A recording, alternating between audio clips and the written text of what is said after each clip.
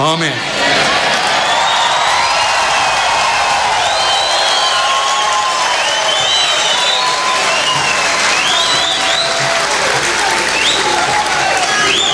Folks, that's what a real prayer sounds like. Thank you very much, Dave. That was fantastic.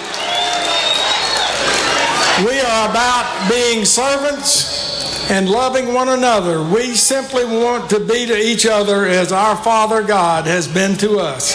Good thing to remember going forward. Next, I want you to help welcome to the stage a fine House of Representatives member from North Carolina, the chairman of the Agriculture Committee, and there is nothing any more important to Eastern North Carolina than agriculture. Also to Donald Trump and the campaign. Please welcome to the stage Representative Jimmy Dixon, District 4, Duplin, and Wayne County, and he will lead us.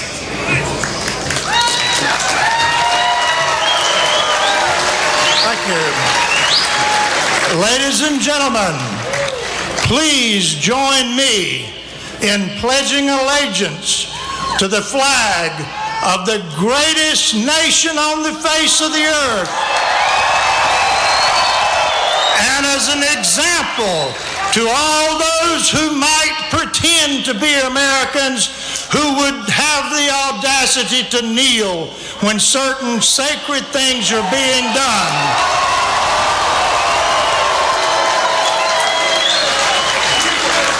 I pledge allegiance to the flag of the United States of America and to the republic for which it stands, one nation, under God, indivisible, with liberty and justice for all. Yes!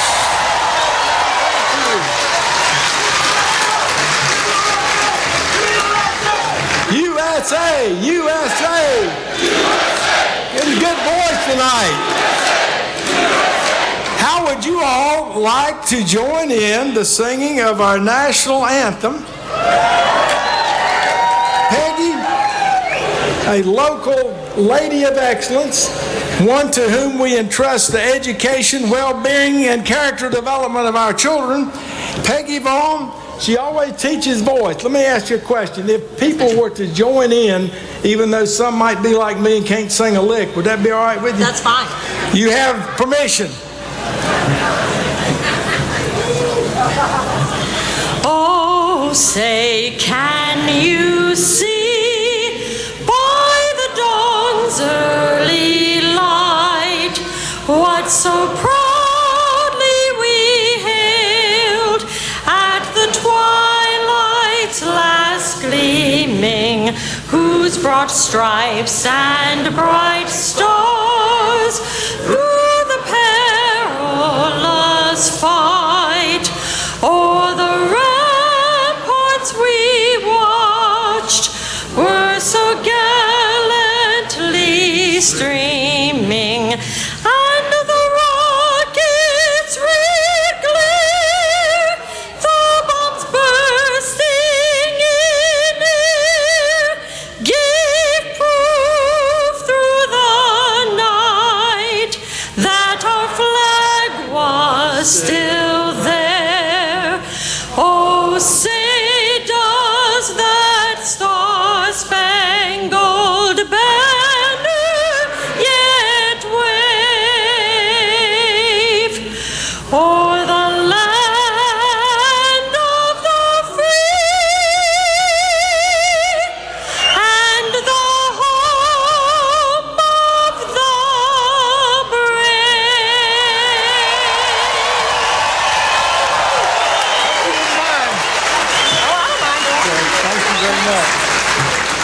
The pirate nation can sing loud and proud.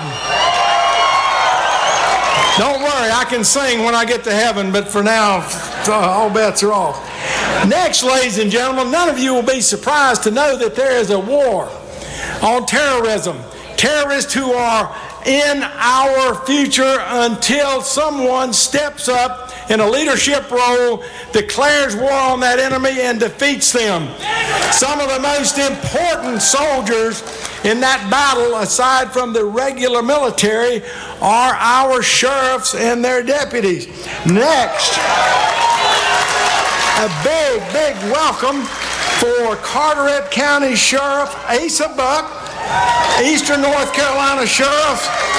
I mean, not only has he got a long and storied resume, he's a heck of a good-looking fellow. Sheriff Buck, come up, bring a message to the crowd. Thank you, sir. How's everybody doing? All right. That's the way we like it in Eastern North Carolina. Thank you, Chairman Hayes. It is our extreme pleasure to be here with all of you today here in Greenville. We have a number of our sheriffs and other law enforcement folks from Eastern North Carolina with us here today. It is wonderful to see such an enthusiastic crowd right here in Greenville, North Carolina.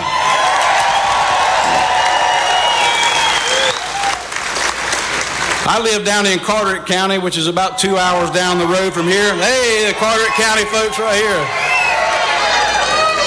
I'm an ECU graduate, a proud pirate. And to me, Greenville is just like a second home. It is a tremendous honor for me to be here, especially for an event as important as this one. 10 years ago, at the age of 31, I became the youngest elected sheriff in the state of North Carolina and the first Republican in Carteret County since the Great Depression. Now, I'm very glad to say that a good friend of mine sharing the stage with me this evening, my fellow sheriff from Pamlico County, Chris Davis. He was elected 2 years ago and became the youngest sheriff in the entire United States of America. So there's some of us guys who know just a little bit about being an unconventional candidate. Have we ever heard that before, an unconventional candidate? And the so-called naysayers and the experts saying that we didn't have much of a chance. But we're living proof that if you have the right message, the voters will respond accordingly. Now that's political, but I'm here to speak for just a moment as a law enforcement officer, one among many who sees the devastating effects of crime every day. We fight the good fight to try and protect and serve our communities. But there are times when it seems that the federal government is not on the same page with us in that mission. Right now, criminal gangs and drug dealers are bringing drugs into our country and our state at an alarming rate. They cross back and forth across the border just like you or I would go out here and cross Greenville Boulevard. Now, much has been said about illegal immigration in this election cycle, but I'd like to point out two important facts. Number one, law enforcement has seen and our communities have felt the effects of criminals, gangs, and drug dealers coming into our country from Mexico for many, many years. And for the most part, our pleas for help from the federal government have fallen on deaf ears. Now, that needs to change, and it needs to change immediately.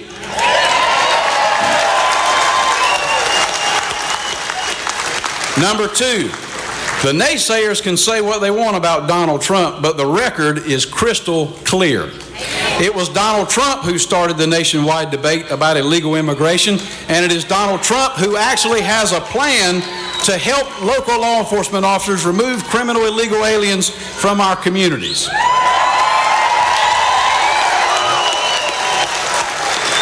We'd like to thank Donald Trump for starting a meaningful dialogue which we hope will result in real solutions for a change to keep these criminals out of our communities. One thing I can say about North Carolina sheriffs, we are problem solvers. We see issues in our communities and we work hard to address them every day. We work with our citizens and our legislators to find ways to protect our communities and keep people safe. On the state and local level, we seek common sense solutions. Common sense. Now that's something that's lacking in Washington, D.C. Well, here's what we're going to do about it. When we all elect Donald Trump as our next president, we're going to bring common sense back to Washington, D.C.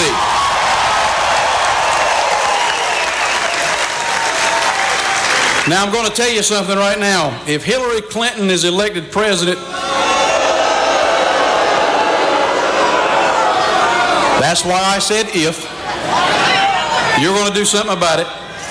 If she's elected president of our great country, she will stack our Supreme Court and our federal appeals courts with liberal judges who couldn't find common sense if you mailed it to them.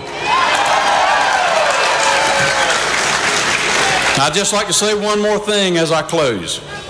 As a sheriff, I'm an elected official and I am a law enforcement officer. I'm also a conservative, a Republican, and in my heart, a patriot. I still believe in this great nation of ours and that the answers to our problems lie not in more government programs, but rather in empowering the American people. Ronald Reagan called our nation a shining city on a hill. I still believe in America as that shining city.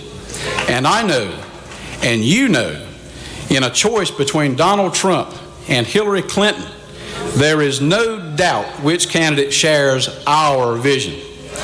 The choice is clear.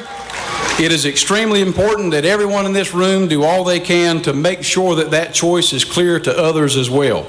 I appreciate the opportunity to speak with you today and have our fellow sheriffs and law enforcement members on stage with us. We thank Donald Trump for visiting with us today, and we hope that it won't be the last time that we see him, both as a candidate and in the future as the President of the United States. Thank you. God bless you all. Great job. Thank you, sir. Thank you very much. Thanks, guys. Beaufort County. Hey, Beaufort County!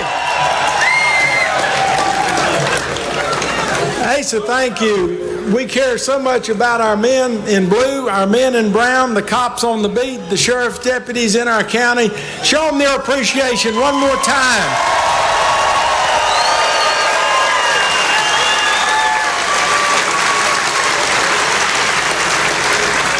I see Gary Terry down here in the front row. Anybody needs to know how to organize a district and become good Republicans and get those folks to vote absentee, vote early, vote Republican, see Gary Terry. And my wonderful Vice Chairman Michelle Nix is right over here. Thank you for them and others I can't recognize. Now, Asa Buck and his fellow sheriffs brought you a very important message. Law enforcement is critical for the safety of you and your families. Now, we do not have an Attorney General. However, I have good news for you. One of our own, Buck Newton, is willing to offer himself as the right candidate to be the Attorney General who will back up our law enforcement, protect our homes and our businesses, and make sure that America is great again because she is safe again. Buck Newton, can I talk you into coming on out for the home crowd? Big welcome, Buck Newton, the next Attorney General. Thank you. Wow. Good evening, everybody. How's this for Greenville, North Carolina? It's great to be back in Pitt County. I am Buck Newton, and I am running to be your Attorney General because we don't have one. Now, before I get started, there's one thing I want you to join me with. We have a lot of law enforcement here tonight, not just the sheriffs, Asa Buck and others who are on the stage. We've got law enforcement all around this building, all around the street, here to protect us, to protect us. They are here to serve us. Will you join me in a big round of applause for all the law enforcement here tonight and here in North Carolina? Thank you so much. Thank you so much. That's right. That's right. Friends, law enforcement, our police officers, our sheriffs, all law enforcement are here to serve us. They are here to keep us safe. Think about it for just a minute. Without law enforcement, without the rule of law, what would we be as a country? Venezuela? A third world country? The problem that we're having in our country right now is a lack of law and order and a lack of following the rule of law, and it comes right from Washington, D.C. It comes from Barack Obama. And what are we going to have if we have Hillary Clinton? Does she stand for the rule of law? Does she stand for law and order? I mean, does smashing a BlackBerry stand for law and order? No. We need Donald Trump in Washington, D.C. We need Donald Trump to change things in this country. We need Donald Trump to make America great again. Now, we have a problem with law and order and rule of law, not just in Washington, but we also have a problem right here in North Carolina with our do-nothing Attorney General named Roy Cooper. That guy who thinks he's going to be our governor. I guess he thinks in the governor's office you don't have to do anything either, right, Robin? I mean, we have a common sense voter ID law. A law similar to what the U.S. Supreme Court has already upheld one time in 2008. And Roy Cooper, he's too busy running for governor. He does not want to enforce the laws of this state. He does not want to stand for the rule of law. He is more interested in political ambition. It is time that we stop standing. It is time that we hold these politicians accountable. Lock him up. I like that idea. He doesn't want to do his job. I'm willing to do his job. If you elect me to be your Attorney General, you will not have to wonder where I stand. You will not have to search for me to do the job of Attorney General. I will stand with law enforcement. I will stand for the rule of law. And I will stand for you. I will fight to protect the laws of this state. I will fight for our Constitution and the Constitution of these United States. Thank you.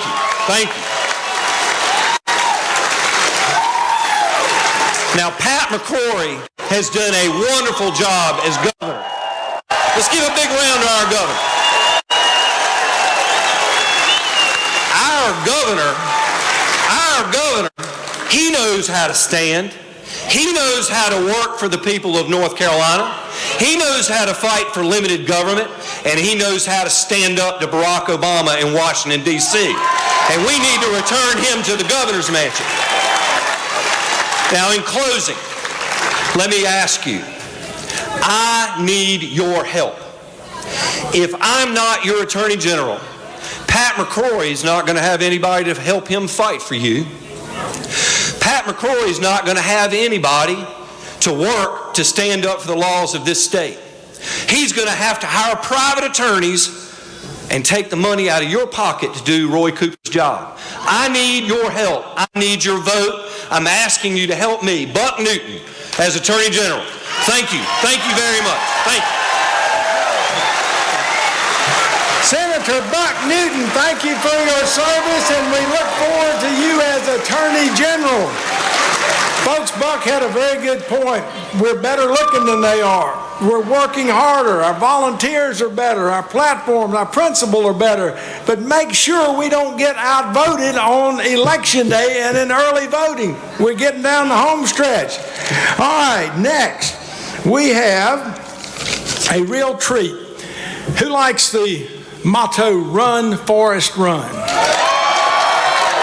See some Run, Forest, Run shirts around here. Never in my many, many years have I known a more genuine, sincere, caring, knowledgeable, and capable individual as a lieutenant governor than our Lieutenant Governor, Dan Forrest. He is a family man, a businessman, and if I was as fit as he was, I'd be wearing those good-looking jeans too. Dan Forrest, thank you. Take us to the promised land. Thank you, Robin. Thank you, Robin. How y'all doing tonight? Woo! Hey, North Carolina, it is great to see y'all out here tonight. What a great crowd.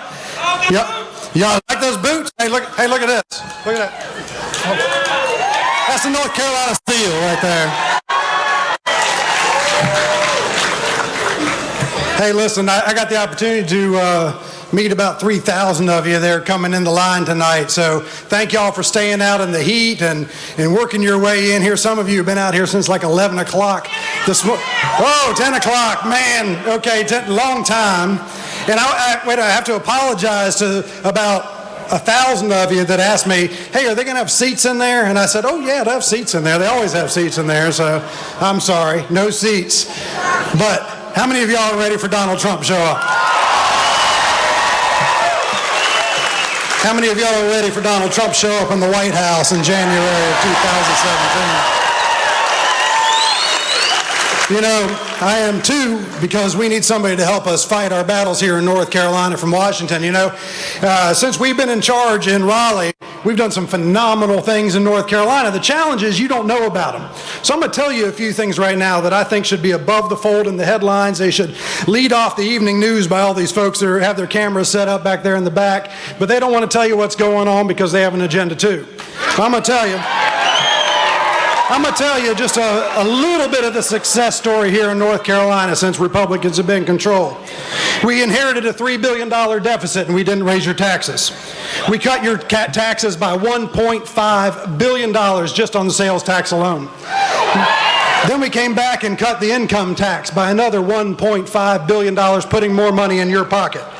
And then we moved from 44th in the nation in business tax climate to 15th in the nation in 1 year, the largest one-year leap in history. And then we paid back $2.8 billion owed to the federal government, the third largest debt in the United States owed to the federal government. We did that in record time for unemployment insurance. And then we put nearly $2 billion away in the rainy day fund. And then, on top of that, we put $1.5 billion away in the rainy day fund for the state after paying down billions of dollars of debt. We capped the gas tax in North Carolina, so again, you would have more money in your pocket. And because of that, because of the solid financial and fiscal foundation in North Carolina, you have created 300,000 new jobs just in the last few years alone in North Carolina. And if that wasn't enough, we gave teachers the largest raise in the United States of America last year. We spend more on K-12 education now than we've ever spent in the history of North Carolina. North Carolina ranks 7th in the nation in state funding of K-12 education. And we'll be the first state in the United States of America to have every single classroom connected to high-speed broadband and have one-to-one devices in the hands of our students. That's called progress in the United States of America. And so, my friends, this formula is working. It's working all across America. It's working in the 32 states right now that have Republican governors in charge. It's working in the 69 out of 99 legislative bodies that are controlled by Republicans. But you know what? We need it to work in Washington, D.C. We need a president like Donald Trump who knows that smaller, less intrusive, more responsive, more efficient government is what is good for the American people. And it's good for the American worker, not just the American politician. That's why we need Donald Trump and Mike Pence, who know that government has not been the solution. Government has not been the solution for the average American worker, and it hasn't been the solution for the average American family. Government has been the problem. And Donald Trump knows that. These are trying times, and they demand courageous leadership that's willing to implement innovative solutions to put America back to work and to make America great again. So, my friends, it's fitting. The fight for the Constitution of the United States went right through here, right through North Carolina about 240 years ago when North Carolina said, we are not going to sign on to the Constitution of the United States without the Bill of Rights to protect us from the overreach of the federal government. So it's fitting that fight goes through North Carolina again this year. We said, you know what? We are tired of the overreach of the federal government. We are tired of a federal government running rogue. We're tired of a president that doesn't care about the rule of law in America. That's why you're here to support Donald Trump tonight. And so, And so if you want to protect the Constitution, you want to protect freedom of speech, you want to protect freedom of religion, you want to protect the right to own and bear arms in North Carolina,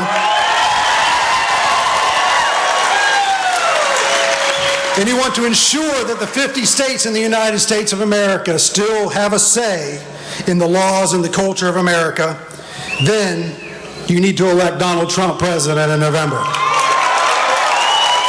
My friends, it is an honor. It's an honor and privilege to serve you as Lieutenant Governor in North Carolina. So I'm here tonight to ask you for your support. I need your support in November. And remember, when you walk into the voting booth in November, remember this: run, Forrest, run. God bless y'all. Y'all have a good night. Take care. Folks, North Carolina is blessed to have Dan Forrest as our Lieutenant Governor, Pat McCrory, Richard Burr, Dale Falwell. This is the kind of leadership that Donald Trump will bring to the United States of America. Common sense North Carolina values. Now, a really special bit of entertainment to go with this heavy-duty political stuff. As you've looked around at the opposition, really not worth talking about. There's nothing good you can say. But these two ladies, Diamond and Silk,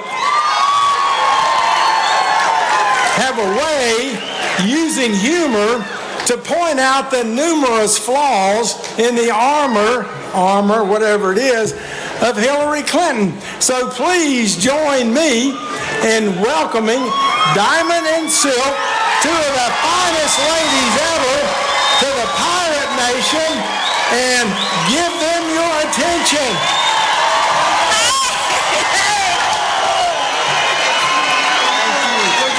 Hey, Greenville, North Carolina, make some noise.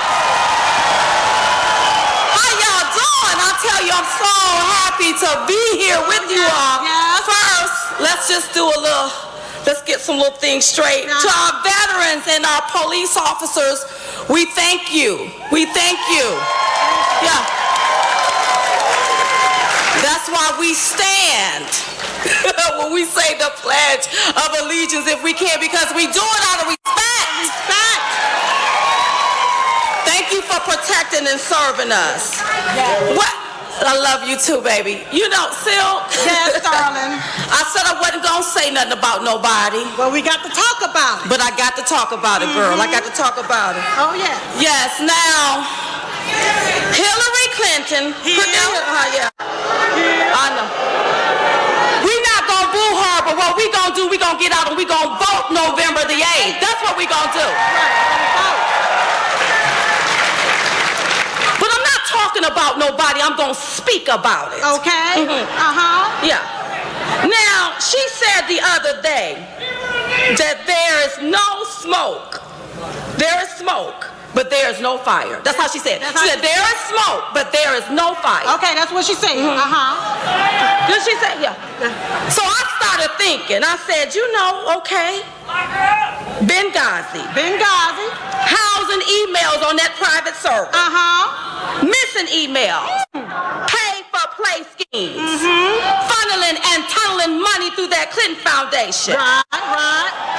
Opening classified emails and she don't even realize the C stands for classified. I guess she must have thought it stood for Clinton Cash. I don't know. That's what she started doing. Now Hillary. Oh, Hillary. Now we know that you told the FBI over 30-some times you couldn't remember. That's right. That's what she said. But in case you forgot, this is something that we learned in school. There can be no smoke without fire. That's right. Yes. When there's smoke, the alarms go off. Yes. And we, the American people, are alarmed. Yes. Oh, yes. It is time for people to stop, drop, and roll away from that Democratic plantation. Roll on out of there. Stop, drop, and roll. Something on fire, baby. That's right. Something's on fire. Now, as you know, our man Donald J. Trump went to visit Detroit. Give him a hand. Did he do it for nothing? But I just want to say to my black brothers and sisters, you don't have time to pack a bag. Just stop, drop, and roll right on off of that Democratic plantation. Come on over here to the Trump train. Yeah. Oh, yeah. Oh, yeah. You don't have to continue to reach down for crumbs. You can start reaching up for the stars. You don't have to continue to live the American nightmare. You can start living the American dream. Yes, you can. Yeah. Oh, yeah.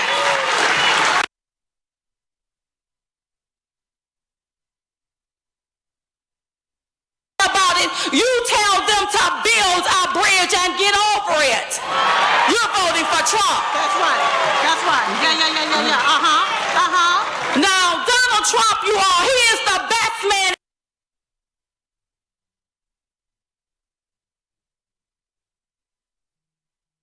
fighting from the American people. He gonna show up for you. Yes, right. Yes, he is. Yeah. He will work around the clock instead of riding the clock. That's Just like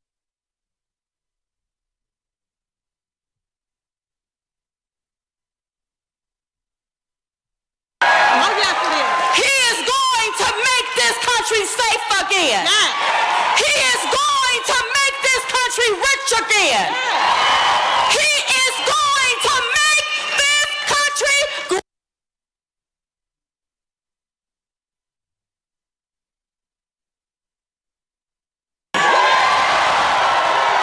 Are we all on the Trump train?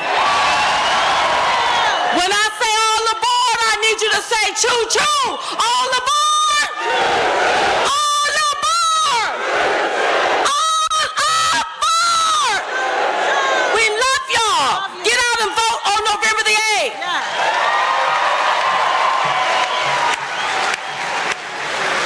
Wow, they are really thumping. Thank you, ladies. Fantastic. Okay, folks, we're going to give you just a few moments to catch your breath. There's going to be a short break. You know, I'm a senior citizen, probably not ought to say this, but I want to be sure that I live through the election so I can vote for Donald Trump and Pat McCrory and Dan Farr. Because I'm afraid if I don't live till then, the Democrats may vote me.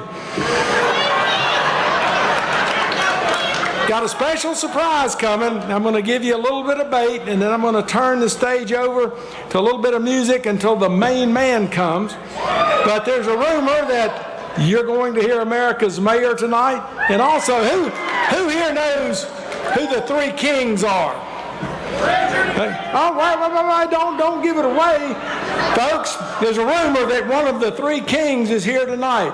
And for the Pirate Nation, I heard you'd won 5 games in a row over the ACC. Is that right? All right. Relax just a moment. We'll be right back. Thank you for the warm welcome. Love you, Greenville, Pitt County, and Eastern North Carolina.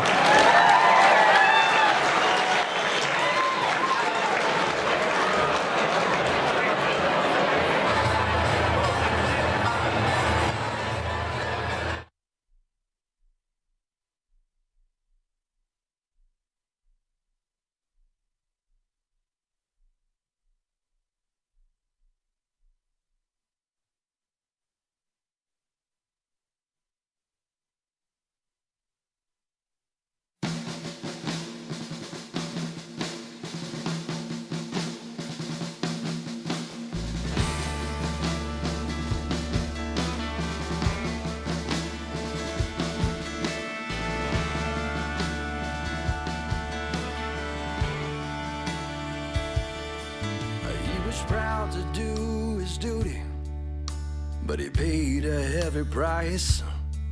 Left home young and innocent, came back to protest signs.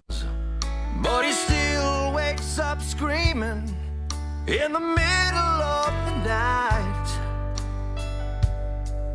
Falls down upon his hands and knees, praying, God, won't you help me find peace of mind,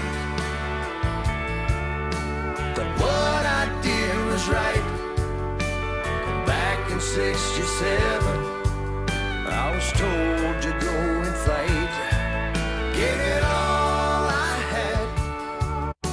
Now all I wanna find is a country proud of a job I've done.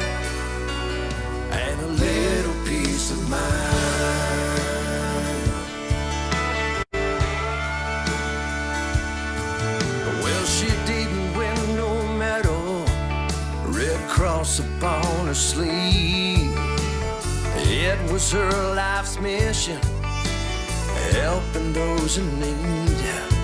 She can still see their faces, finds it hard to sleep sometimes,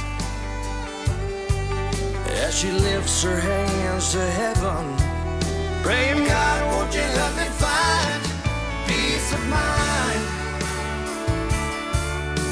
that what I did was right. After 9/11, I was asked to go and fight. I gave it all I had. Now all I wanna find is a country proud of a job I've done, and a little peace of mind.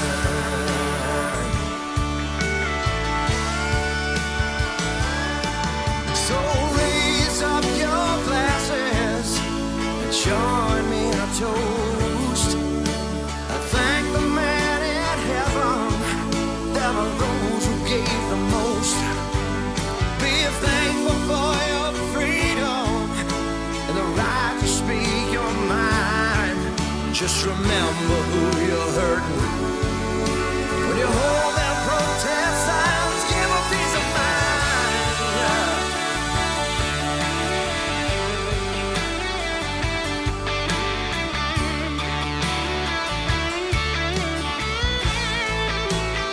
Oh, peace of mind.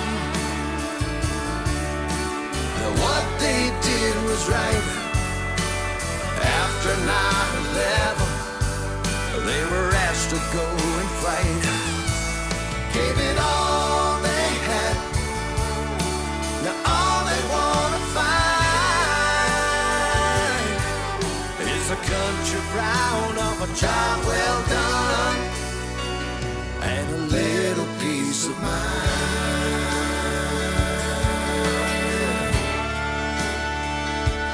Peace of mind.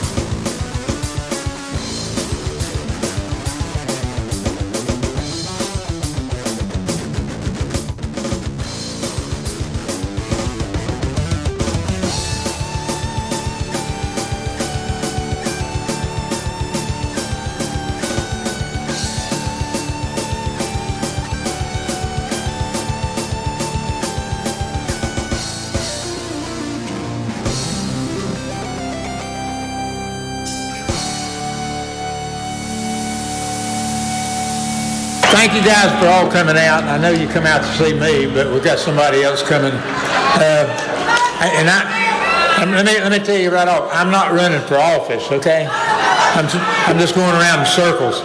But, we come here to talk about a man that I think all of us know can get the job done. It's one of those deals where I'm a big gun collector, so naturally I'm one of those kind of deals, and we look at, talking about people needing jobs and stuff.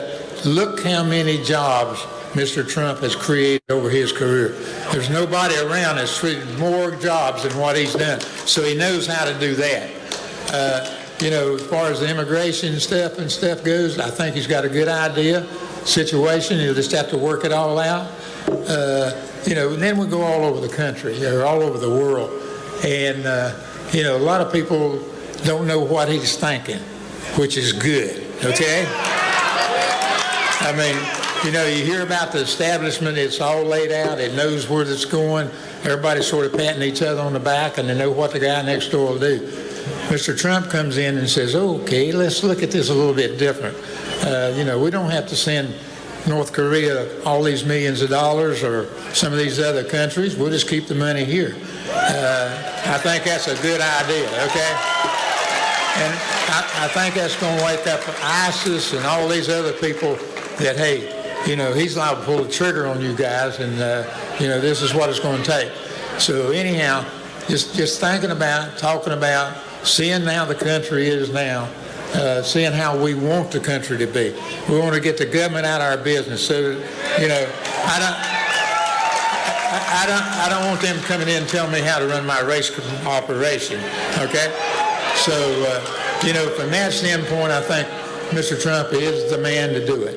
And overall, well, if you want to build a wall, y'all can all volunteer, and we'll all go down and build a wall. Okay? That'll work. I'm for the wall, that's for sure. And it's one of those deals where, you get people come in, taking jobs from people that's been here. What about the poor people that come in, stand in line, do what's right to get to be citizens of the United States? They need to be taken care of. All right. So anyhow, the big deal is that, we're in the eastern part of the United States here in North Carolina, and you got a lot of liberal friends out there. And, maybe they're not friends, but people okay? So you got to take care of them. You got to say, add this up, add this side up, and see what you get at the bottom, and you're going to get a President Trump. That's what we're after, okay? All right. All right, we thank you guys, and we've got a general friend coming up to talk to you, and he probably don't know more about what to talk about than I do, but y'all have a good evening.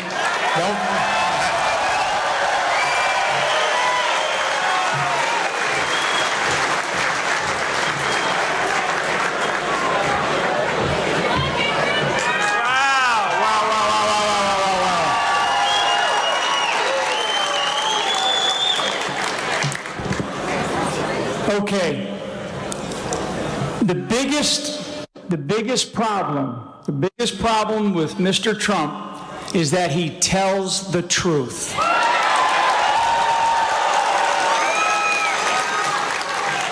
Look, I'm not going to stand up here too long. I have a distinct honor of introducing a gentleman here in a second who's going to come up and introduce Donald Trump. But before I do that, I want to just throw out a couple of words for you, because these words really matter. They matter to me. They matter to Donald Trump. They matter to our country. Number one word, and it's really something that we've been focusing on today, and frankly, through tomorrow, is our military. We have to rebuild our military. Exactly. I spent 16 of nearly 34 years, an hour and a half south of here, at a place called Fort Bragg, North Carolina, and I love it. Exactly. The second, and it's closely tied to that, is veterans. We have to take better care of our veterans. Our veterans deserve so much more, and you'll hear more and more about our veterans from Mr. Trump. The third word or phrase is our law enforcement. Blue Lives Matter. Thank you. That's right. I mean, all the security, all the law enforcement professionals that we have, local, state, federal, I mean, we've got to embrace them. They are the ones that take good care of our children when we're not able to be there. They're at the end of a 911 call. They will protect our safety. They give us the safety that we so richly deserve. Law enforcement and Blue Lives Matter, again, is awesome. Okay. Enough of that. I tell you, it's unbelievable meeting Richard Petty. He says the best way to drive really fast is to close your eyes. He's crazy. So but he has to just drive around in circles, though, folks.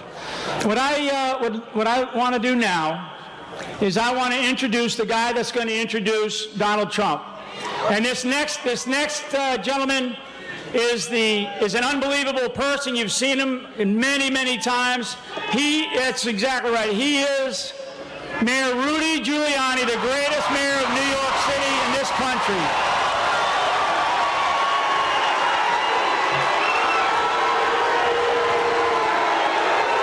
Thank you, General. Thank you. Thank you.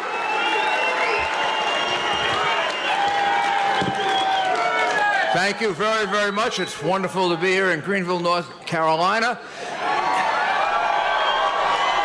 I must say, I don't know if we could fit a single other person in here.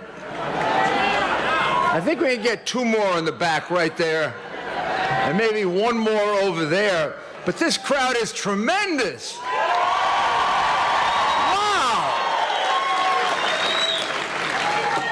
You think Hillary gets crowds like this? You think she engenders this kind of enthusiasm? No. Let's not. Wait. Let's just beat her. That's what we need. That's what we need you for here in North Carolina. We need to win in North Carolina. We need to vote for Donald Trump and Mike Pence. And you are gonna have to do the job that probably the Justice Department should have done. If it was the Justice Department that, as I remembered it, that I worked at for many years of my life, she would now be under indictment. If she were you or me, we'd probably be in jail by now. for just about 10% of that. But, you know, she's one of the Clintons, and they've been getting away with it for a long time. And you know when it's going to come to the end? On November 8th, it's going to come to an end. No more Clinton scandals. Wow. No more selling of the Lincoln bedroom. No more pardons to Mark Rich. No more Clinton Foundation that was where you would donate 20 or 30 million and then you'd get a nice favor from the State Department, like they take your names off the list of the Swiss bank accounts because Hillary Clinton would make a telephone call, or you get to meet the prince or princeling you wanted to meet, or who knows, you might even get the Secretary of State to approve the sale of 20% of our uranium to Russia. That cost a lot. That cost tens of millions in contributions to the Clinton Foundation. It cost big speaking fees that went right into Bill Clinton's pocket. And then the people who did that made a fortune when the Russian company was able to acquire 20% of our uranium. Now, how crooked can you be? Now, in that case, they weren't just selling the State Department. They did that a lot. In that case, they were selling the national security of the United States of America. So that's why you're going to have to be the jury. I mean, I would love to have the opportunity to prosecute her for her emails. Who takes out a hammer and hammers their 13? She had 13 different smartphones and 4 iPads. And you know what she told the American people? I only had 1 phone. That's lie number 1. If I ever went through all the lies, I would be here until tomorrow morning. She didn't have 1 phone. She had 13. It takes a lot of work to destroy 13 phones. No, they're all gone. All 13 phones are gone. They've disappeared. All the iPads are gone. They disappeared. They used a very expensive method of wiping those servers clean called Bleach Bit. You know who uses Bleach Bit? Criminals use Bleach Bit. You know who smashed their cell phones, cut them in half, and throw them in the river? Criminals do that, not secretaries of state. How can you 40 times in a rather brief interview not remember?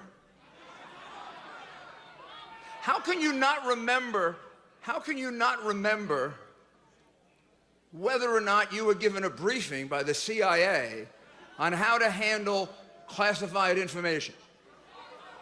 I'm going to tell you, I got that briefing in 1981, and I remember it. I can't tell you the exact date. I can tell you the year and the time of year. It was the spring of 1981. I remember the room in which it was given, and I remember what they told me. And by the way, when I was dealing with applications, Pfizer applications, of which I dealt with many for foreign intercepts, they would very often have the letter C there.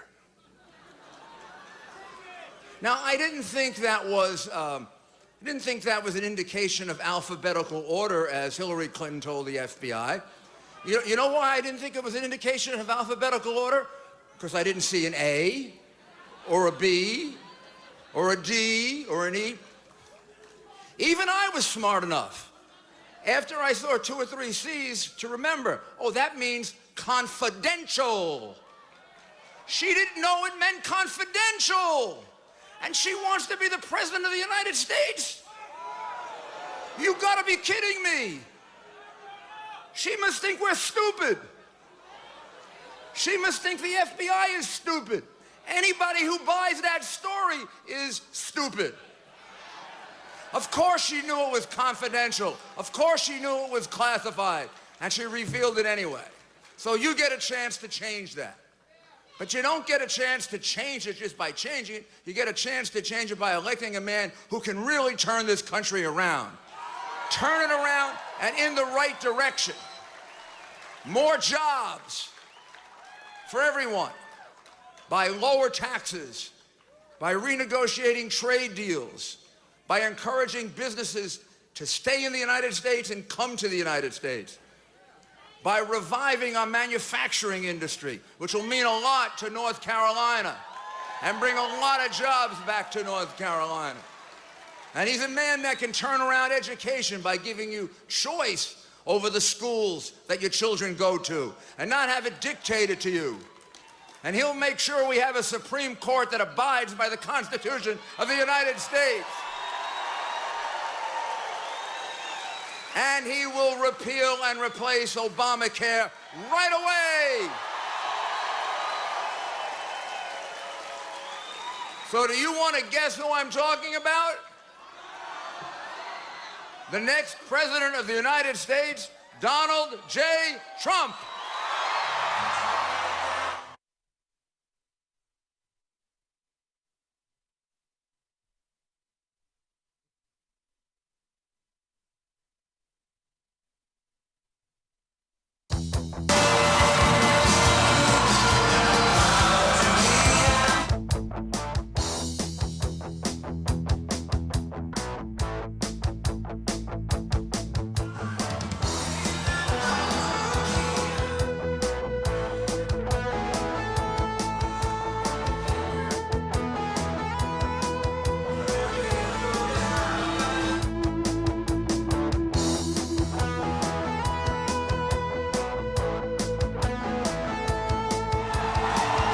Thank you, everybody. Thank you. Thank you. It is great to be back in North Carolina, believe me. We had a fantastic victory in the primaries, and I love the people. And I have property here. I employ a lot of people in North Carolina. And I pay them a lot of money. I want to tell you that right now. So thank you, everybody. It's a really great honor. You know, two people are here tonight. Eric Trump. Do we ever hear of Eric Trump, right? His wife, Laura, who was born in North Carolina, and she's running and working so hard to win North Carolina, November 8th. November 8th.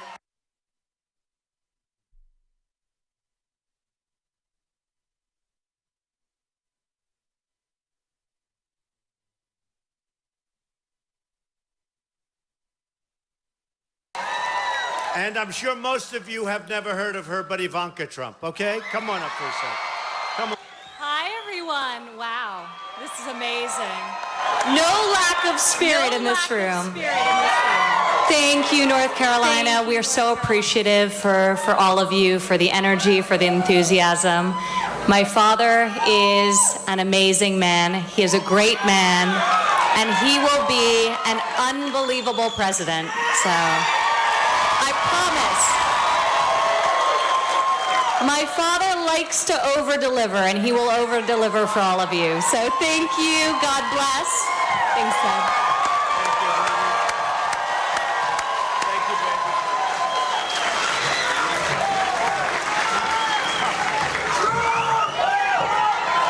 Hey, y'all.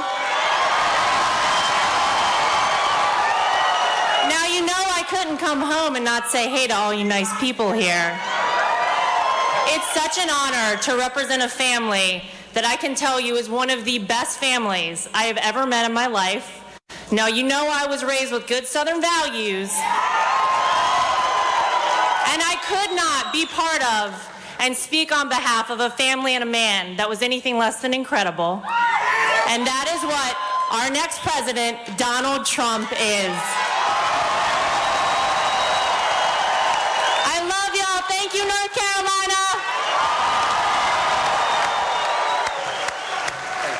Thank you. Oh, boy. It's great. That's great. We are going to make America so great again.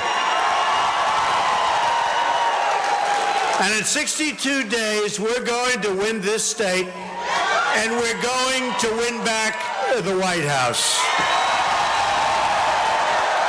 But to do that, you must get out and vote. And that means early voting, which begins in North Carolina on October 20th. In other words, start voting. Start voting. This is our chance to end years of injustice, corruption, and betrayal, and we're going to bring back our jobs, by the way. This is our chance to solve all of the problems that have gone unsolved for so many years. Boy, I'll tell you, many years of gross incompetence. And that includes bringing back our jobs that have been taken away from us like we're a bunch of babies and moved to other countries that were smarter and sharper than our leaders. That's not going to happen anymore, folks. Not going to happen anymore.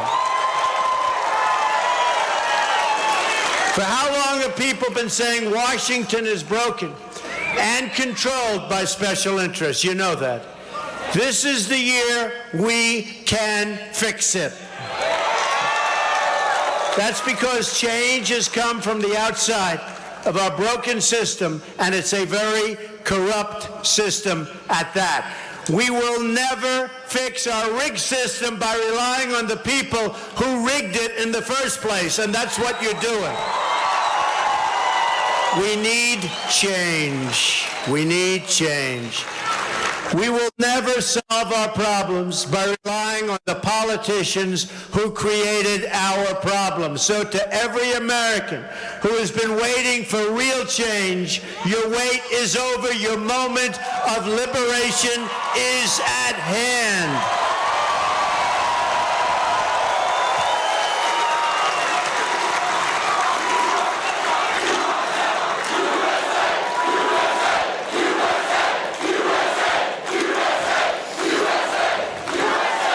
And by the way, we have another room like this outside that's loaded up with people, and outside they have thousands of people also. So that's what's happening. And we're going to go visit the other room right after this. Is that okay with you people? Right?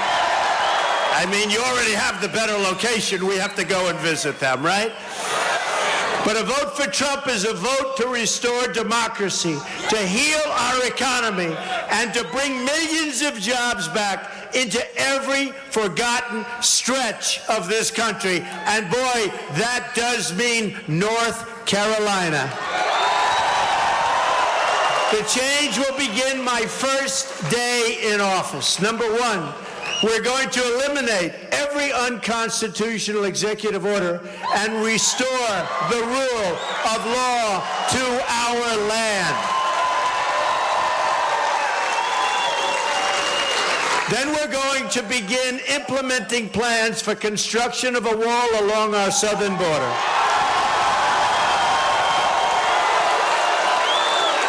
In other words, we will build the wall.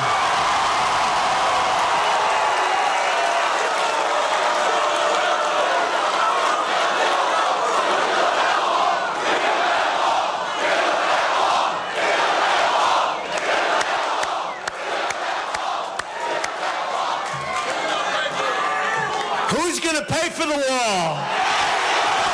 Who? Exactly right. They will.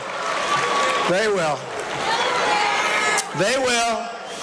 And you know, they're doing very well. Mexico, honestly, they're doing very well. It's like the eighth wonder of the world, what's going on.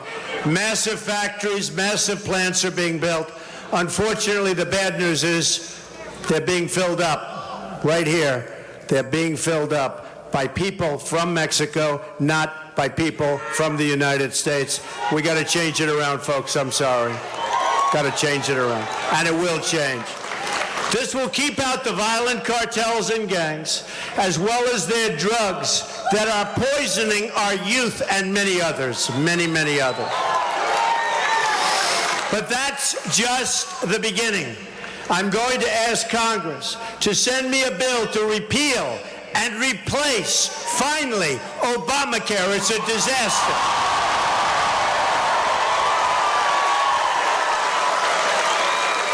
Under Senate rules, that bill can be passed with 51 votes. 51. Not a big deal. Especially if we hold the Senate, and I think we will.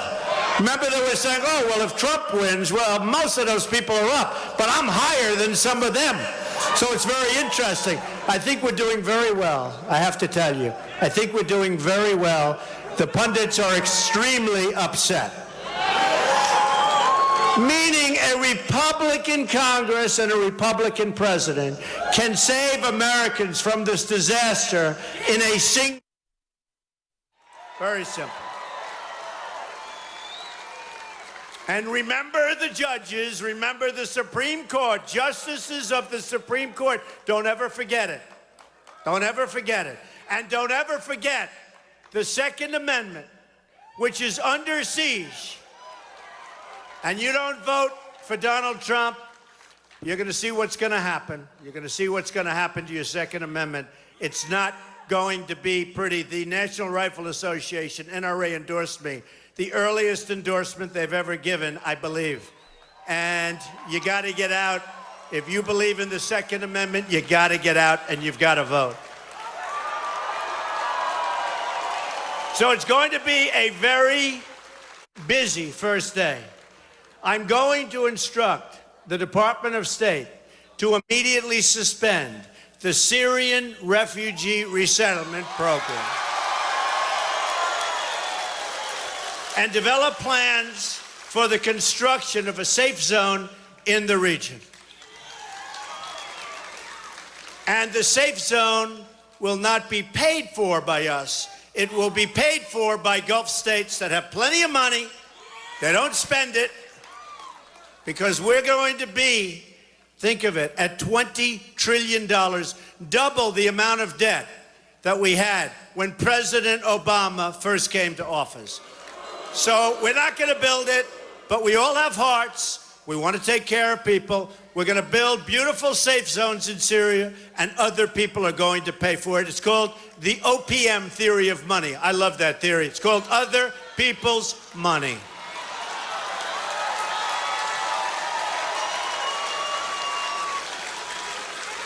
And remember the power we have, because some of those countries, many of those countries, wouldn't be there for a long period of time, believe me, if we didn't protect them.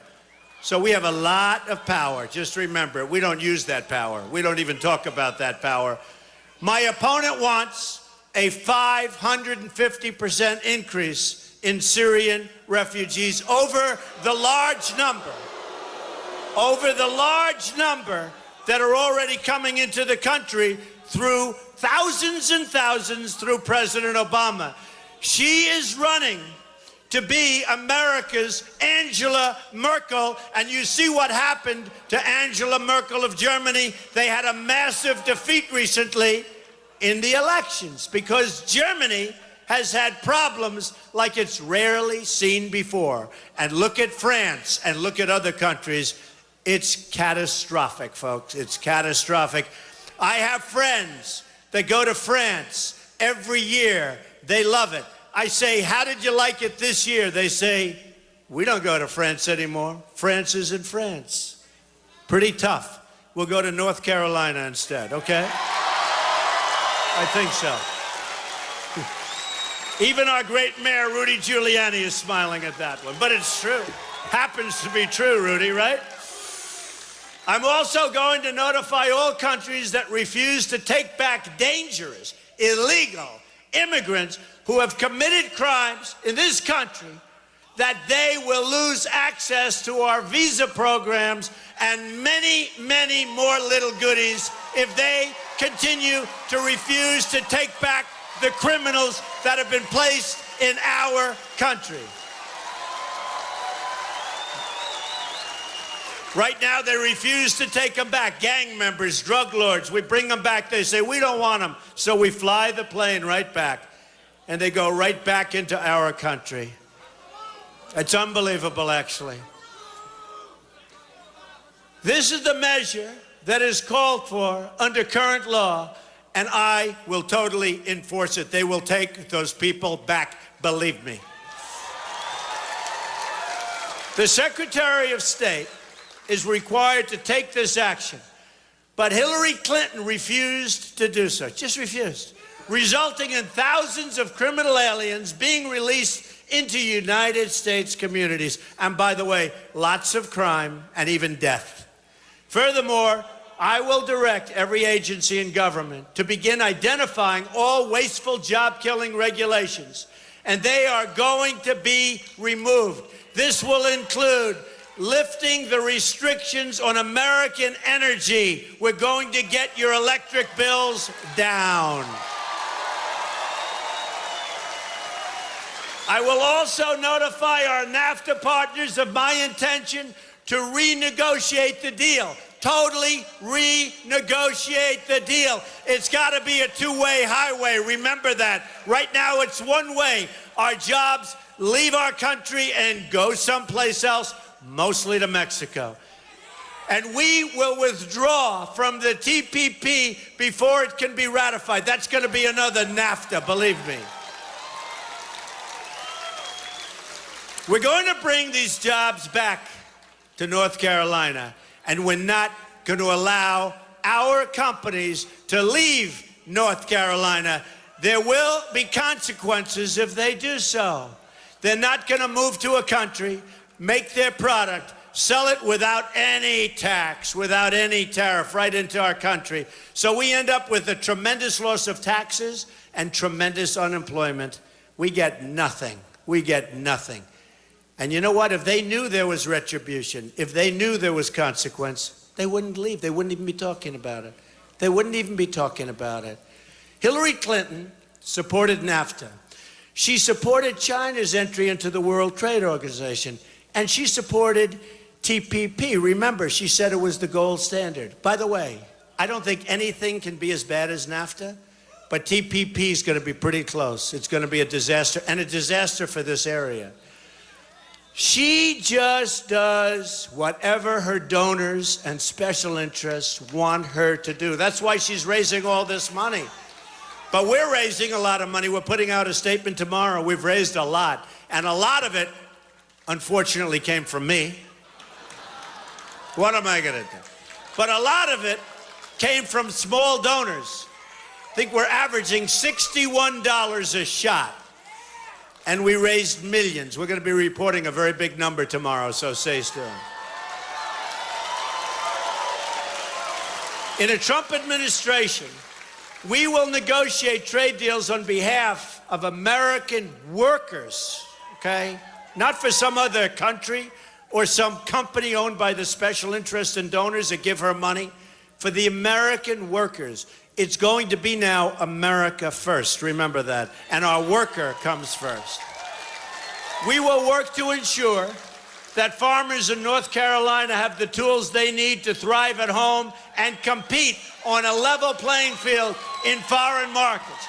And that means negotiating fair trade deals that do indeed put America first. Crucially, I am also going to convene my top generals. We have a great one here. Actually, we have a great two generals here tonight. One of them graduated #1 in his class from West Point, just like General Douglas MacArthur. General Douglas MacArthur.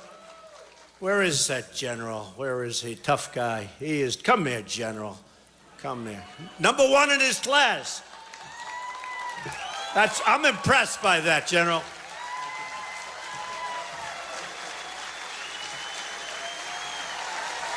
#1 in his class at West Point. 2-star general.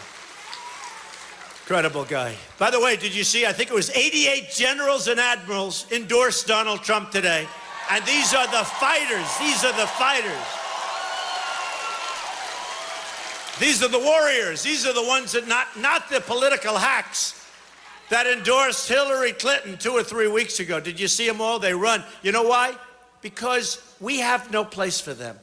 These are the people that have been telling her and Obama and others what to do over the last number of years. How has that worked out, folks? How has that worked out? So we're going to convene my top generals and give them a simple instruction. They will have 30 days to submit to the Oval Office a plan for soundly and quickly defeating ISIS. We have no choice. Any nation who shares in this goal will be our friend in this mission. For years, we have been caught up in endless wars and conflicts under the leadership of failed politicians and a totally failed foreign policy. And this is a policy that could only happen with incompetent people running our country, believe me. The same people who made every wrong decision in Iraq, Afghanistan, Libya, Syria, Egypt, China, and Russia are the same people who are now advising who? Hillary Clinton. Who? You said it. The same people are advising Hillary Clinton. So I'm proud, instead, to have the support of our war-fighting generals, active duty military officers, and top military experts who know how to win. These are the tough ones, these are the smart ones, and know how to keep us out of this endless war, the war that's been going on forever and draining our country, draining our country. Our infrastructure is a disaster. It is draining our country, our roads, our tunnels, our bridges, our schools, our hospitals, everything. Our infrastructure is a disaster. This is draining us. Hillary Clinton favors what has been called military adventurism, okay? Military adventurism. Rushing to invade countries, displacing millions of families, and then inviting the refugees into our country, creating power vacuums filled by terrorist groups like ISIS. And believe me, there are plenty of people that are very closely associated with ISIS coming into our country. We've got it from within, folks. This could be the great Trojan horse of all time, and I don't want in 200 years and 400 years, I don't want people to be reading about it, okay? I don't want people to be talking about it. I believe in a foreign policy based on our national interests that focus on American security and regional stability, instead of using our military to create democracies in countries with no democratic history and couldn't care less about democracy. We're trying to force democracy down their throat. We're spending trillions of dollars, and they don't even want it. We will work to form partnerships overseas based on a long-term strategy of defeating radical Islamic terrorism. We will first have to reverse the damage inflicted by Hillary Clinton and Obama, her legacy of failure and his total legacy of failure in the Middle East, Russia, Asia, everywhere, has made Americans far less safe, probably than ever before. And they talk Russia. They keep talking Russia. Wouldn't it be nice if we actually could get along with Russia? Wouldn't that be nice? Wouldn't that be a good thing? And with Russia helping us, because they don't like ISIS any better than we do, with Russia helping us to knock out ISIS, wouldn't that be a good thing instead of a bad thing? These people, as part of our plan to avoid and prevent foreign conflicts, we're going to rebuild our very depleted military. And you saw this. There was a documentary recently on our jet fighters. They're so old we can't get parts. We get the parts from airplane graveyards and from airplane museums. We take the parts off planes that are in museums and graveyards, and we put them on our jet fighters. This is not the United States of America, folks. This is not the United States. This is our ultimate deterrent, however. We will be guided by three very famous words: peace through strength. I will ask Congress to eliminate the sequester and immediately reinvest in our military. We have no choice. Not like we can say, oh, let's not do it. We have no choice. We have no choice. We have a great country. We want to keep our country strong. We want to keep our country. So we have no choice. Somebody said, isn't there something else you could do? This isn't like, oh, gee, let's pick A, B, C. We have no choice. We have to have, maybe more than ever before, a strong and powerful military. And hopefully we'll never have to be able to use it. Hopefully we'll never have to use it. Right now, we have, amazingly, the smallest Air Force since 1947, the smallest Army since 1939, and one of the smallest navies, listen to this, since 1917. Like the Cold War, we also need to fight this battle by collecting intelligence and then protecting our classified secrets. Hillary Clinton has taught us all how much of a problem we have by cyber security. Big thing, cyber security. We can't have someone in the Oval Office who doesn't understand the meaning of the word confidential or classified. Now, I think she probably understands the meaning. Such a serious situation. And by the way, today, much to the consternation of many, the new CNN poll was just released, and Trump is winning. Trump is winning.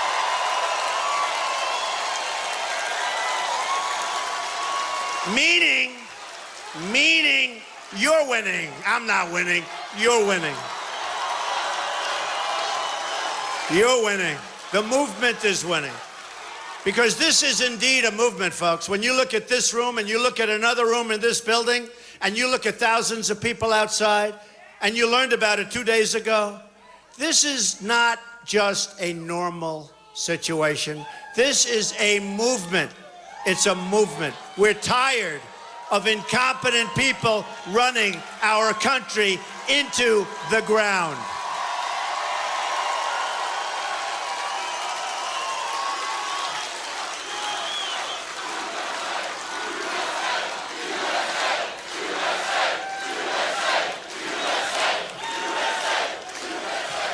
The new revelations about Hillary Clinton from the just released FBI documents make more clear than ever that she fails to meet the minimum standard for running for public office.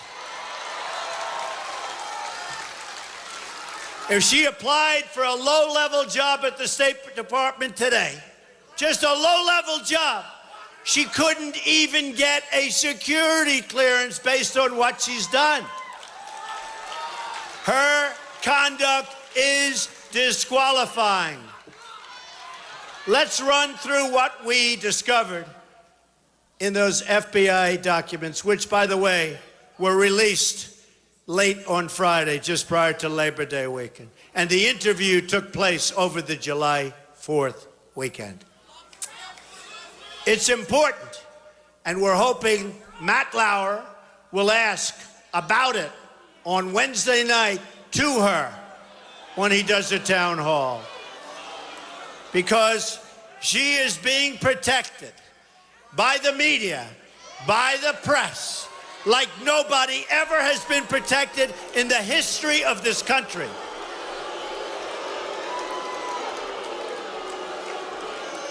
Me, on the other hand, it's a total pile-on. Actually, a couple of the media people have said, also, in the history of our country, there has been nobody hit so hard, so viciously, so violently, and I will tell you so ridiculously unfairly, as Donald Trump. I'm proud to do it for you, folks. I'm proud to do it. Hey, you know the expression, whatever. It's clear from the FBI report that Hillary Clinton lied about her handling of confidential information. She repeatedly told the country that she understood the classified system. Then she told the FBI she didn't understand that the letter C meant confidential or even classified in the documents she emailed. On 39 separate occasions, 39, she said she couldn't recall details about her mishandling of classified information, and she couldn't even name one step she took to make sure foreign hackers couldn't get into her totally illegal server. Keep in mind that her insecure emails included emails about the drone program. It's also clear from the FBI report that Hillary Clinton and her top aides knowingly destroyed evidence and covered up their actions. After her private server was revealed last March, her staff deleted all the emails and wiped it clean using a software designed to prevent any recovery. She bleached her emails. Nobody even heard about it before, and nobody does it because it's a very expensive process. Why would anybody that's getting rid of emails that had to do with the wedding and also, wasn't it, remember, right? Yoga and the wedding. Why are you, when you delete 33,000, I figure 5 for the wedding and 2 for the yoga, right? So that's 7. But why do you acid wash or bleach the emails? Nobody even heard of it before. Very expensive. Just ask yourself. Then they used hammers to destroy phones so they couldn't be turned over. And by the way, who uses 13 different iPhones in 4 years? Who? The only people who use that many phones are usually involved in very, very, and I mean very, shady activity.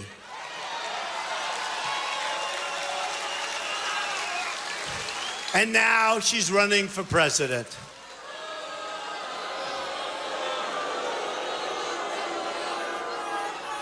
And by the way, do you ever notice? She never talks about policy. She never talks about illegal immigration. She never talks about anything. All she does is a total hit job on Donald Trump. She makes up terms, right? She makes up terms. Temperament. You know what they did? They got Madison Avenue. That's the big advertising people.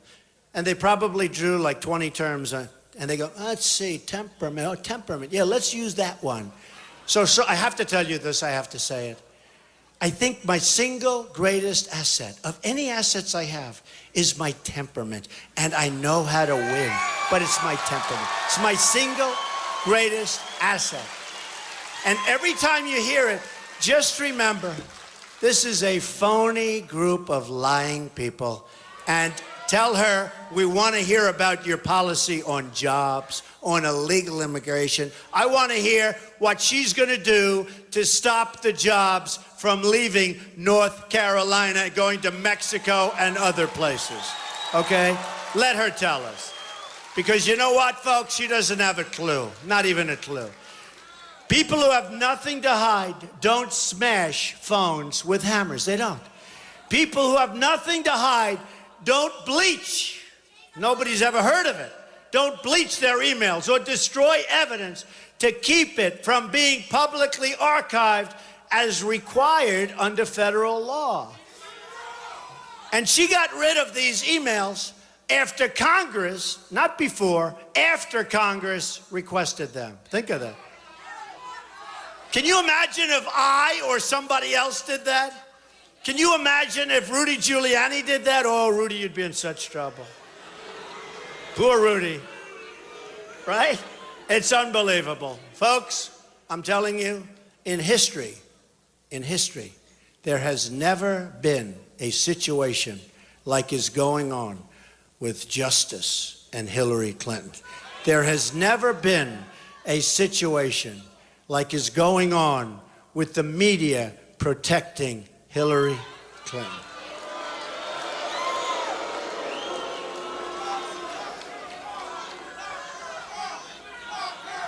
Hillary Clinton failed.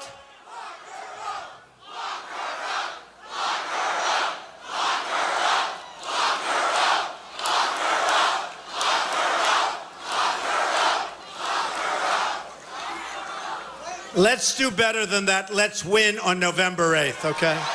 Let's win. Hillary Clinton failed to turn over thousands of documents, then tried to shield her criminal conduct by having her chief of staff declare herself to be Hillary Clinton's private attorney. Hillary and her top aides told the FBI and others related in the lawsuits that they couldn't recall or remember, can't remember anything. By the way, if she really can't remember, she can't be president. She doesn't remember anything. She doesn't even remember whether or not she was instructed on how to use emails. Were you instructed on how to use? I can't remember. But that's in addition to the guy who set up the server. Remember him? And he pleaded the Fifth Amendment. Wait, what are we going to do with this guy? What happened? He pleaded the Fifth, right? He pleaded the Fifth. Where is he? Where is he? Is he living? Where is he? He pleaded the Fifth, and that was the end. We never heard about him again. Boy, I'll tell you. This is like a third world country, folks. It's terrible. This is really, if we bring it up, this is like Watergate, only it's worse. Because here, our foreign enemies were in a position to hack our most sensitive national security secrets. No one takes all the risks Hillary Clinton took unless they're trying to cover up massive, massive crimes. Hillary Clinton using, and you know this, she was using State Department to dole out special favors and access to her friends and to her donors. Totally special favors. It's called pay for play. One example of pay for play is what the Clintons did in Haiti. So let me stop here for a second and say how much we appreciate the Haitian American community in Florida and across our country. And we've had a great relationship with that community. We send our prayers to the many still suffering in Haiti from the earthquake. But while Haiti has suffered, the Clintons and their pals have totally cashed in. Bill and Hillary's brothers have signed housing deals in Haiti, and one wound up on the board of a gold mining company. Clinton Foundation donors have seen the Clintons pave the way for their investments. In one deal, Hillary Clinton set aside environmental and labor rules to help a South Korean company with a record of violating workers' rights set up what amounts to a sweatshop in Haiti. The facility has produced only a fraction of the jobs it promised and faces reports of wage theft all over the place. People are asking, where did all the money go? This November, it's up to the American people to stop the Clintons from raiding America the way they've raided so many other people and places over the years. One of the groups in America that have been harmed the most by Hillary Clinton's policies are African Americans. She sees them only as votes, not as people worthy of a better future. It's called vote for me now, I'll do lots of things, and then you get the vote. I'll see you in 4 years, folks. Liar. Many African Americans have succeeded greatly in this country. We honor and protest, and we really do. We protect these total achievements. So many have really, they've just succeeded, and I have such respect and admiration for that success. But that includes, and I have to say, lowering taxes, because we're going to do things for them, for everyone. Lowering taxes on small business owners to 15%. We're going to lower taxes on our businesses to keep our jobs. We're going to lower taxes on all businesses so that jobs don't leave our country. But millions of African Americans in our inner cities remain trapped in poverty, joblessness, and failing schools. And these are the worst schools you'll ever see. The Democratic Party has run inner cities for 50, 60, 70, and even 100 years. 40% of African American children live in poverty, including 45% of those under the age of 6. 58% of African American youth are not working. They can't get a job. Approximately 2,900 people have been shot in Chicago since the beginning of the year. And nearly 4,000 people have been killed in Chicago since President Obama took office. And that's his home community. Nationwide, think of this, nationwide, African Americans are nearly 60% of the murder victims under the age of 22. This is a national crisis, and anybody who fails to understand that is not fit to seek the presidency of the United States.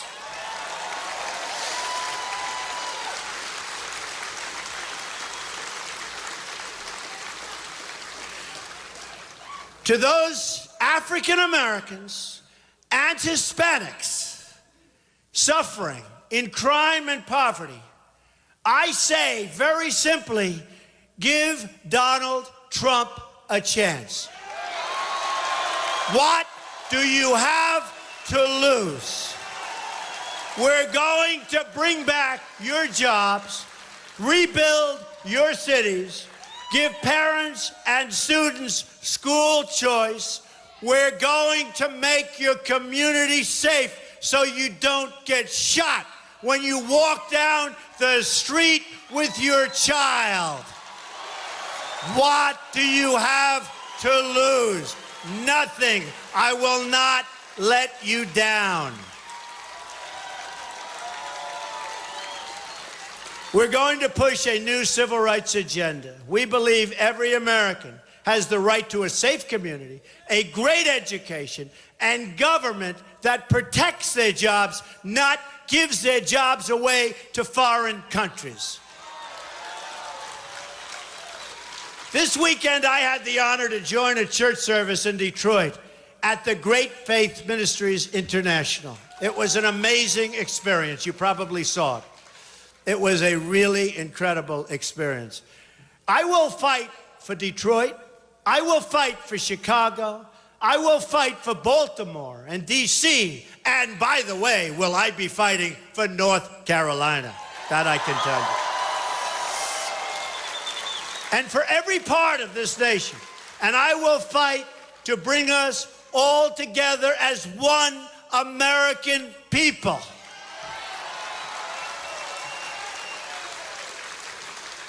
I didn't need to do this. I didn't need to do this. It's not easy. It's nasty. It's nasty. I talk about the fact that people in the audience 18 years ago are making more money 18 years ago than they're making today in real wages. A lot of people, don't raise your hands, but a lot of people, I hear that. 18 years ago, they made more money than they made today. And today they're working 2 jobs in many cases, also partly because of Obamacare. But they're working 2 jobs and they're working harder. Now, as you get older, maybe it would be nice not to work quite as hard. But I can only say this. I've also gotten older and I'm working a hell of a lot harder than I've ever worked before. That I can tell you. True. I will fight to bring back our jobs, and that means all those jobs lost right here in North Carolina and every other state in our great union. Let me quote the same passage from the Bible I read on Saturday from 1 John chapter 4. No one has ever seen God. But if we love one another, God lives in us, and his love is made complete in us, all of us. Made complete in us. Imagine what our country could accomplish if we started working toward one people, under one God, saluting one flag. It's time to break with the bitter failures of the past and to embrace the new American future. In this future, We will, and we have to. We have no choice. It's just like our military. We have no choice. We have to build it strong again. We have no choice.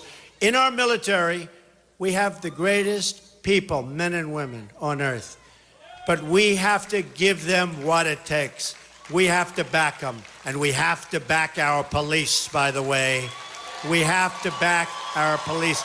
We have to be a country of law and order.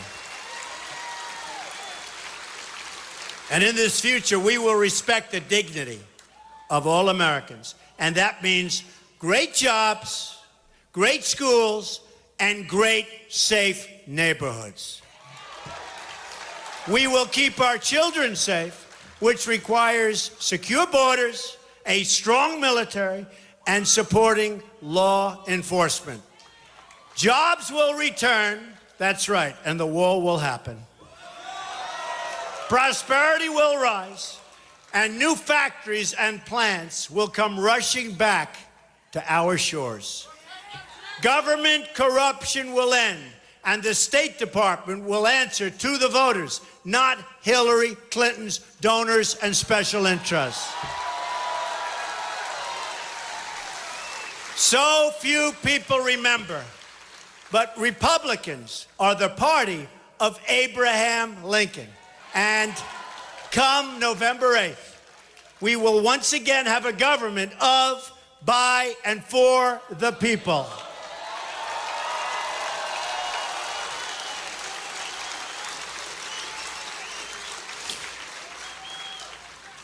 You must get out and vote. You must bring all of your friends. You must bring everybody. Get out and vote. And be vigilant. Watch what's happening. Watch what's happening. Because we're going to win North Carolina. We're going to win a lot of different places. Watch what's happening. Because we're going to take back the White House, and we're going to make America proud again. We will make America strong again. We are going to make America safe again. And we will make America great again. Thank you. God bless you. Thank you. Thank you, everybody.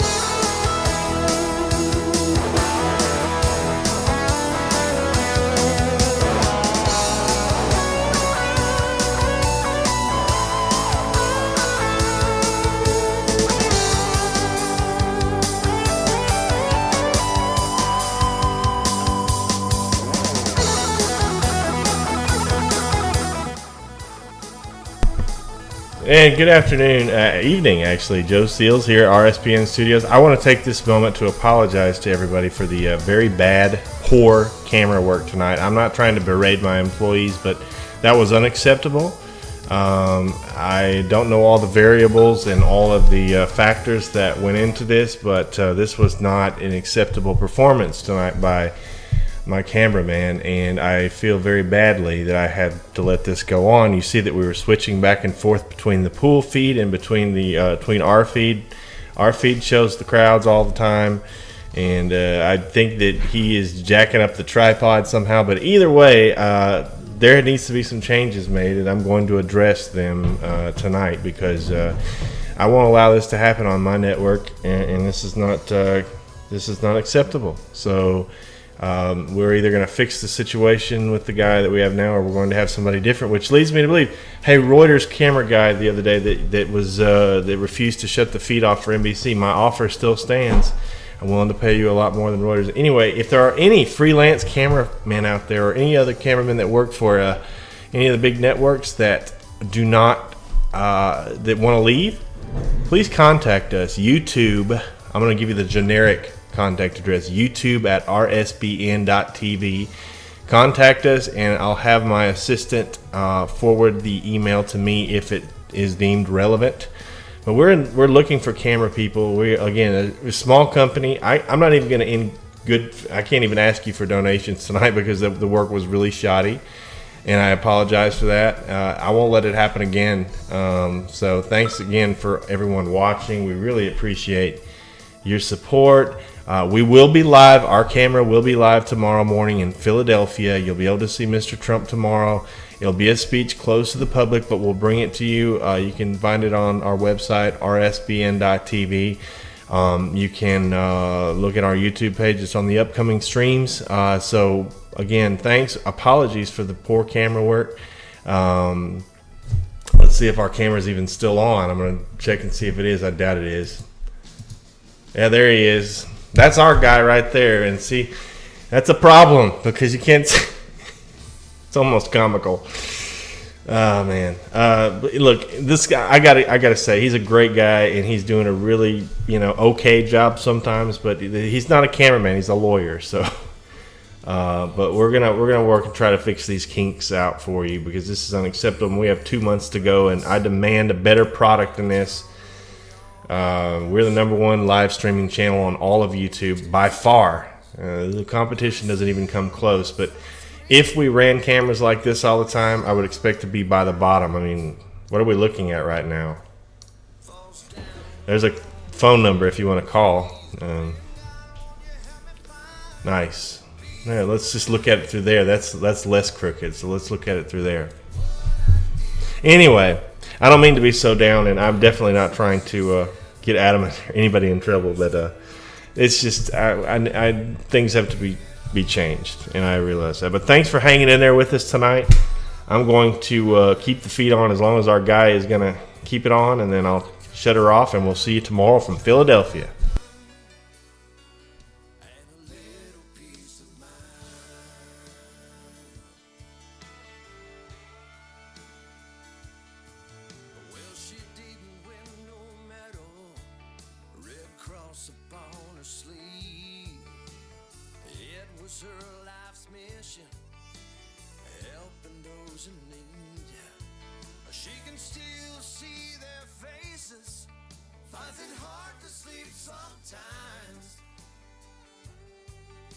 She lifts her hands to heaven.